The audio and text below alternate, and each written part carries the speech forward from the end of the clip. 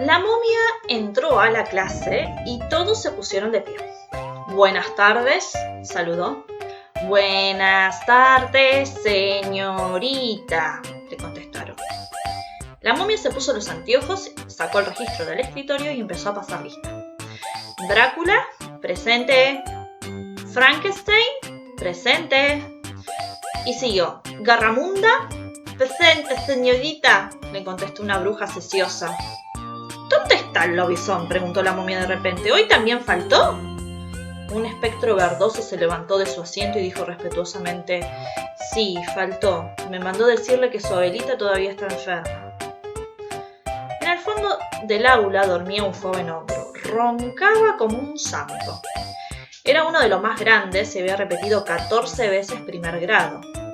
La momia lo despertó tirándole un borrador en la nuca. Era su alumno favorito. Por fin todos estuvieron listos para empezar la clase. No volaba una mosca.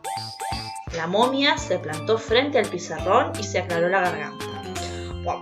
Abran el manual en la página 62. Hoy vamos a aprender a atravesar paredes, algo muy útil en la vida. Si lo aprenden como es debido, podrán aterrorizar a mucha gente y hacer de veras mucho daño a la humanidad. Aquí la momia se emocionaba.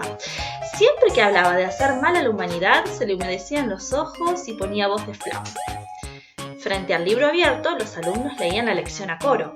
El atravesamiento de paredes era más bien una clase práctica. Uno a uno fueron ejercitándose. Primero atravesaron una plancha de telgopor, después una madera de 2 pulgadas.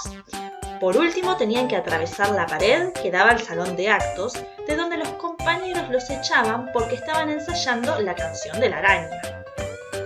El más hábil de todo resultó ser el fantasma. Eso de atravesar paredes se lo habían enseñado sus padres de chiquitito. Había un vampiro también bastante habilidoso. Atravesaba con elegancia.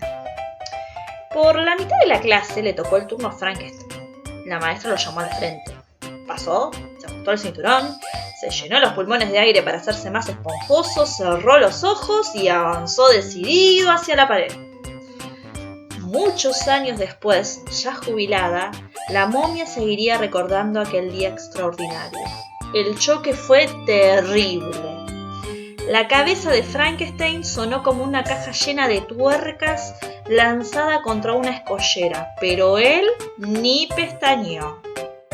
Un salpicón de bisagras, remaches, astillas y peladuras roció a todo el mundo. La maestra pegó un grito creyendo que su alumno se desarmaba. Corrió a ayudarlo, pero Frankie estaba decidido a avanzar y avanzó. Era un muchacho sólido, tenía amor propio y no lo iba a detener una pared. Pasar, pasó. Abrió un boquete de 4 metros por 2 y arrastró el piano que estaba del otro lado. Los integrantes del coro aplaudieron. Detrás de él, la pared entera se derrumbó y con ella el cielo raso. Unas grietas espantosas aparecieron en el aula y en el techo del salón de actos. A Frankenstein le pareció un triunfo total. Estaba dispuesto a demostrarle a su maestra lo bueno que era para pasar cosas. Esta vez arremetió contra la pared que daba al patio con el ímpetu de un tren carguero. Alumnos y maestros empezaron a correr, porque el edificio entero se resquebrajaba. Los murciélagos levantaron vuelo desordenadamente. Frankie siguió atravesando paredes, una tras otra, siempre con el mismo éxito. Cuando atravesó la última, el edificio viejo y ruinoso se vino abajo. Desde la vereda de enfrente, todos miraban alborotados el radiante cataclismo. El polvo desmoronado hacía toser al portero. La momia corrió a rescatar a Frankenstein de entre medio de los escombros. Estaba averiado, pero contento. Enseguida le vendó las partes magulladas. Después lo miró babeante de orgullo y le dio un beso. Evidentemente no era lo bastante transparente, poroso y aéreo como para atravesar paredes, pero en cambio era un as para los derrumbes. En toda su vida de maestra, la momia nunca había visto una catástrofe tan completa.